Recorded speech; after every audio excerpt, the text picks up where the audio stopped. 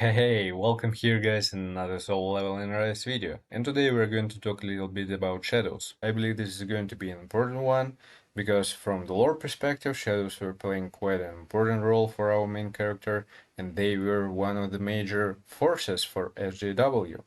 As well, it's pretty much applicable here in our game. They are playing quite an important role from different perspectives, from total power, from bonuses, boosts which they are providing, and so on. And with the last update, we received ourselves a new Shadow Beru and new ranks for all of them as generals. So we're going to go deep into details. We'll talk a little bit about each of them. I'm going to explain in which type of content you're going to use them. And pretty much I should tell you that they're all usable and playable. So yeah, where and when to use them, for which characters, for which hunters, as well as for SGW. We're going to talk about it specifically. And also at the end of this video, I'm going to provide you my top 3 shadows, which I'm going to put in the first place for general ranks to upgrade them. Let's begin. So here we are with all our shadows, and pretty much a lot of them I already have at general level. We will start one by one, and the first one of course is going to be Beru, the brand new shadow in this update. What should we tell about shadows in general? They're providing some additional total power. It depends from levels, and as you can see, you can upgrade them. It takes quite some time to collect all resources, but the, let's say, first important role which they're playing is going to be their abilities. And as you know, you can use 3 shadows at once in your team. The first one is going to be a Shadow Authority, and this one shadow is going to provide some special boosts. All the other shadows which you are going to have in your team, they're going to provide some additional bonuses which they have, if they have some. We will talk a little bit specifically about it, but I believe the most important is going to be exactly Shadow Authorities, because this is like the main bonus which you're going to receive from them. And starting with Beru, as you can see, he actually provides 2 bonuses. He is going to increase attack and critical hit damage by 5%.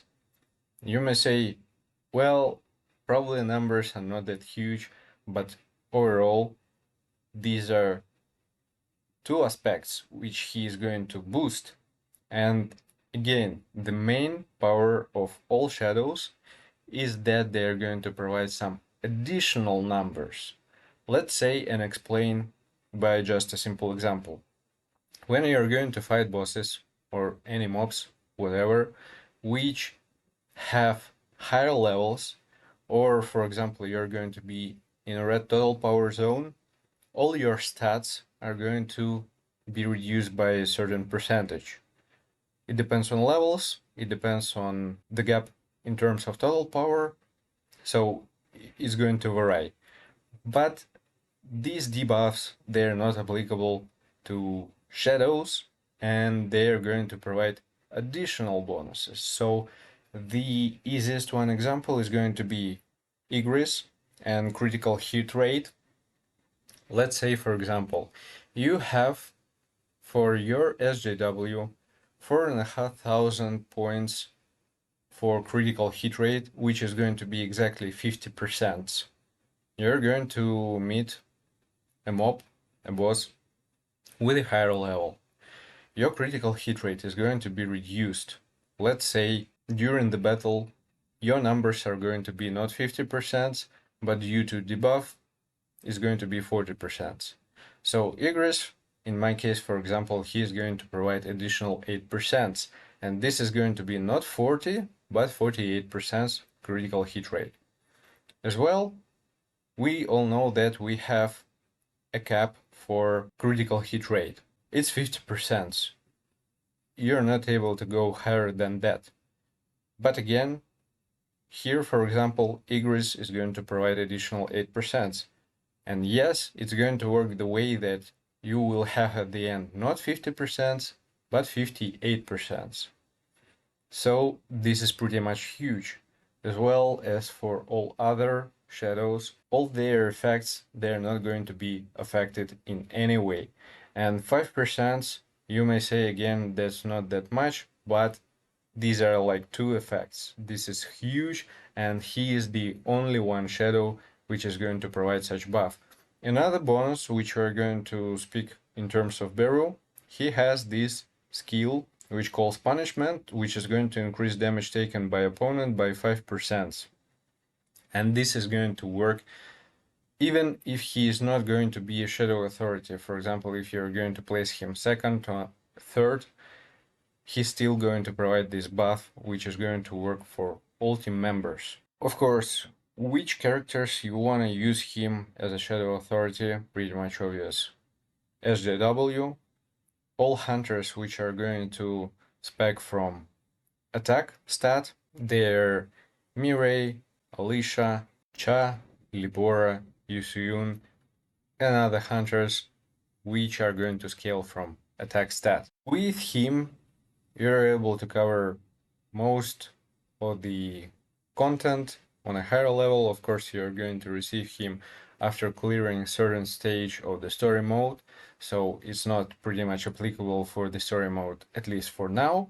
But when we're talking about WOBL with Sanjinu, more than usable for different activities like POD, Battlefield of Time, really useful. The next one is going to be a Big Rock, and he is going to increase entire team members' basic skill damage by 12%. This is also pretty much huge. At general level, yes, 12%. Again, for SJW, you can use him. It depends on your goals. If you're going to provide most of your damage from your skills, and again, this effect is applicable for both basic skills and skills from weapons, so you have many options. For such hunters as Mirai, let's say for her, he's going to be like the best option. For some other hunters, let's say for example, Thomas as well, he's dealing a lot of damage from basic skills. Pretty much for Cha as well. Of course, her major power is going to be her ultimate, but overall it's kind of an option. Yusuyun, pretty much, she deals a lot of damage from her basic skills, and I believe that's pretty much it. Next one, Kaisiel. He is going to increase the ultimate skill damage by 9% at general level. And let's say, by my example, I'm using this shadow mostly with Charlotte. Her ultimate is like each 20 seconds. And as a result, it's going to be a lot, especially with some support units as well, which are going to increase the ultimate damage. This is going to be just one hit kill. It's not that applicable for SJW. His main damage not going to be from the ultimate.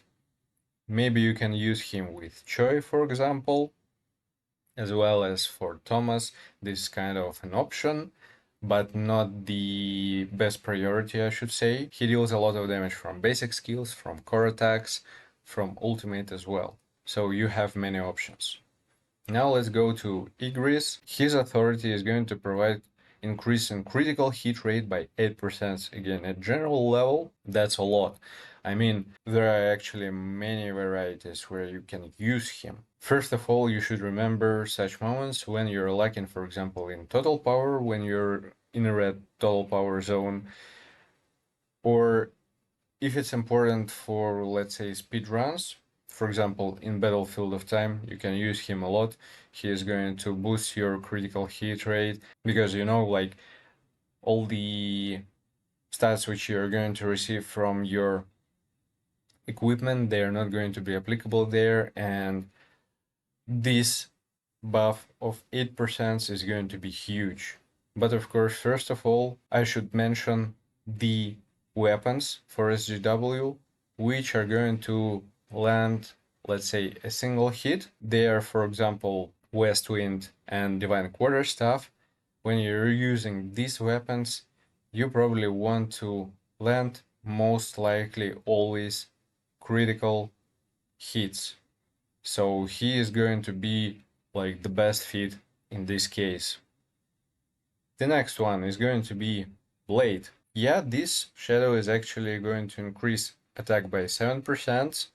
This is also pretty much a lot. Most cases where you're going to use him actually is going to be Battlefield of Time for speedruns, obviously for hunters, which are going to scale of attack, and SGW. Again, depends on the content of the Battlefield of Time or the stage which you're going to cover. This might be a huge improvement. Next one is going to be Task. His bonus is really huge for core attacks. It's going to increase damage by 40%, so that's a lot. Really, really a lot. And I mean, again, a lot.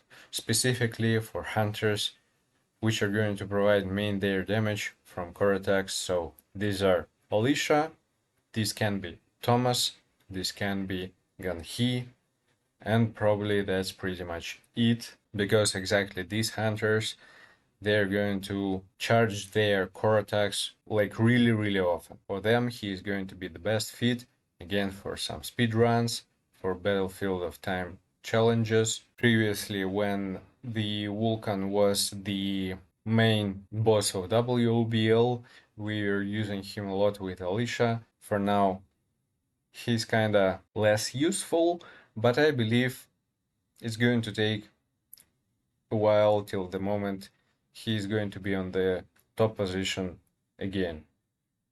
Next one is going to be Tank, and actually at some point he's a little bit underestimated unit, but I should say that you can use him quite a lot, especially now because we have a lot of hunters who are going to scale from defense stat, and yes, his main ability is to actually increase defense.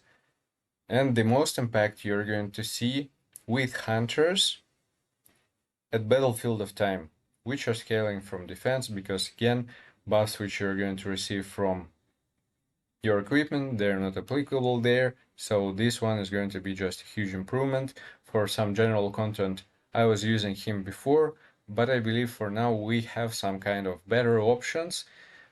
But he definitely has his own place. And of course, when I'm talking about defense scaling hunters, they're definitely Thomas and Charlotte.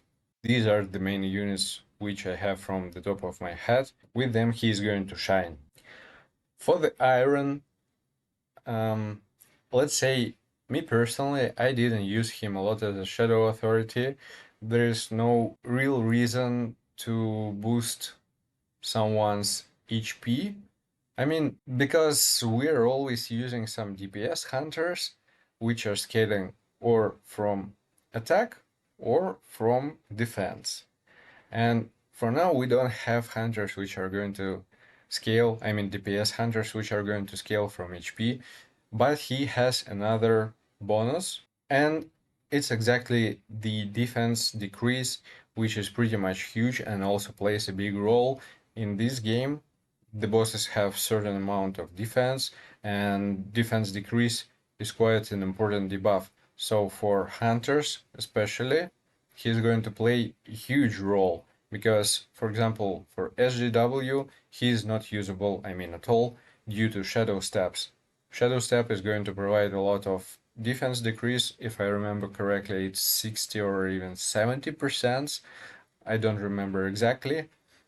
And they're not going to stack to each other. So if SJW is going to apply his defense debuff, the debuff from Iron is not going to apply. But for hunters, he's playing a huge role, and you always going to place him at the second position or third position.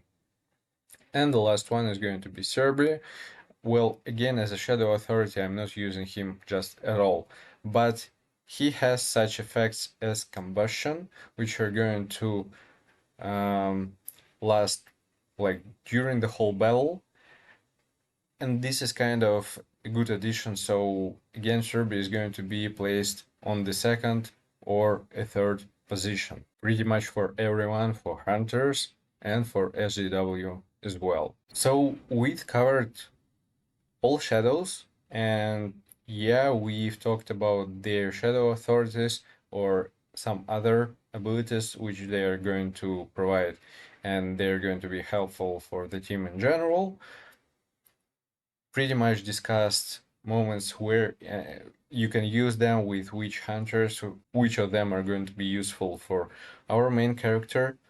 So as a result, I'm going to mention right now top 3 shadows which you're going to aim to bring them to general level on the first place. And the first one is going to be definitely Beru.